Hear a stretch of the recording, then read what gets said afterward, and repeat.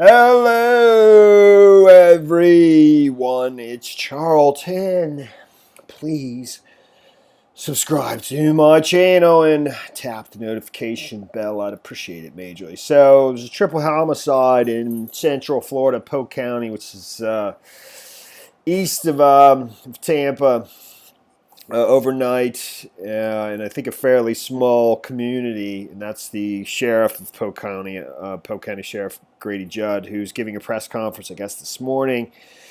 Gives a pretty detailed account of what they think happened, and there's three young men in their late 20s killed overnight, and he describes it as a massacre. They've been identified.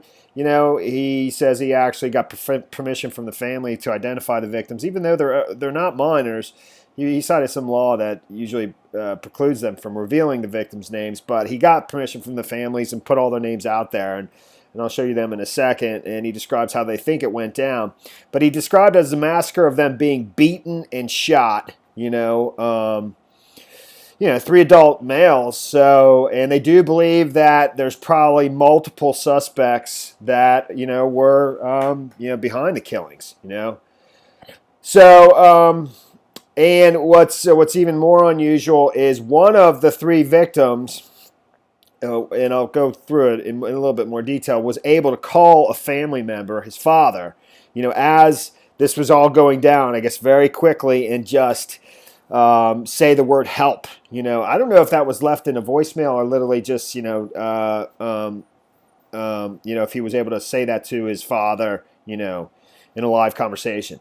Because his father, I believe, was sleeping and was awoken by the phone call, something like that. That's how the sheriff, the Polk County Sheriff, describes it. So the father. They were all going fishing. They were all going fishing late last night. The father got the call, I think, at 10:06 p.m. last night, and these three lifelong friends were just meeting up to go fishing at a lake in Central Florida to go catfishing, night fishing. My brother's a huge fisherman, and he actually, we did some nice fishing for sure. Anyway, so they were going. So the father knew where they were. So when he just heard the word help, he knew where to go. And so he got in his car immediately and ran to the location and drove to the location where he found basically the three men, murdered. But one of them, his own son, was actually still alive when he got there. I mean, eventually, his son too succumbed to his injuries and died, was killed. But he was able to tell him some stuff before he died. This sheriff explains that they're not revealing what was told to the father, and so they're not saying if his son Brandon identified the individuals that were that killed him, which I assume that he did. Whether or not they're known to them, that remains a question as well. And he was asked that question at the end of this press conference. He was only asked a couple questions, but that was one of the questions he was asked was, were these persons known to him?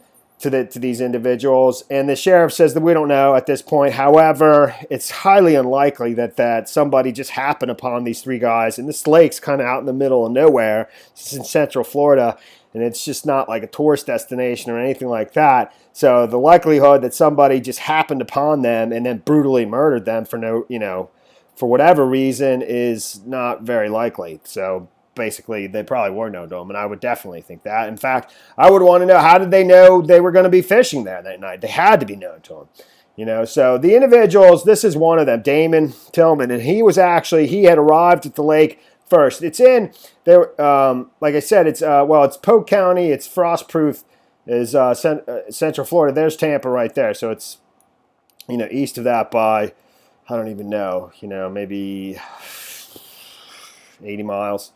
Something like that, maybe 100. And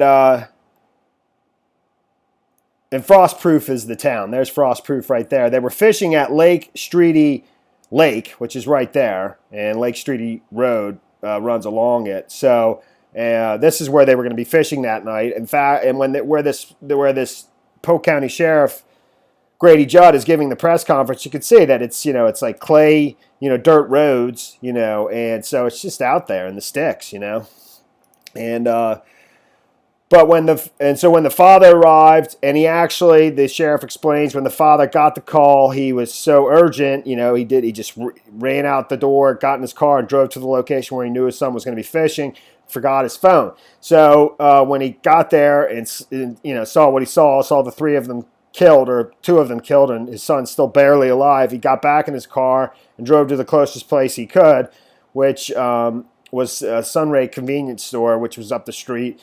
The sheriff called it Highway 27, but this is 98. But 27 becomes 98. There's 27 right there. So that's kind of the location of it.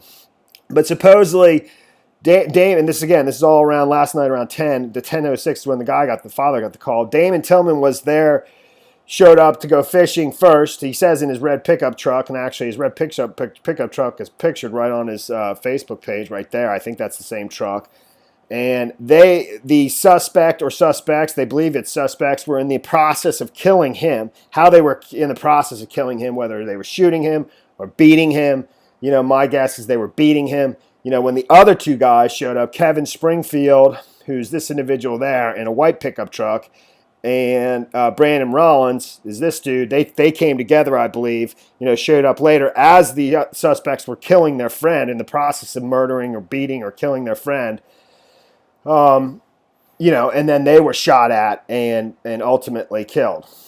But like I said, Brandon was the one who was able to call his father, and I think I was able to discern who his father was from his Facebook page. I'm not going to bring that up here, though, but I'm not even positive. So, but he was able to call his father. He just says the word help. I don't know if he says that to him, in a live conversation, or just leaves a quick voicemail. But his father's wakened by the call, hears what he heard, immediately goes right out the door, knows that he's going night fishing with his buddies, at the location at Lake Streety, or what's it called? Lake Streety.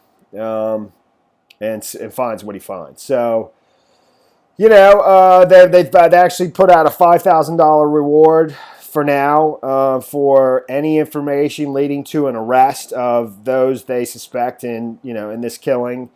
And, it's just pretty highly unusual. Triple homicide out in the middle of nowhere, kind of, at a remote lake. Three buddies supposedly going fishing that night that are sort of lifelong friends. And, what the motive was for the killing definitely remains unknown. He wasn't really asked if what the motive was, but there is none at this stage. They're all, Brandon Rollins is 27, Kevin Springfield is 30, and Damon Tillman is only 23.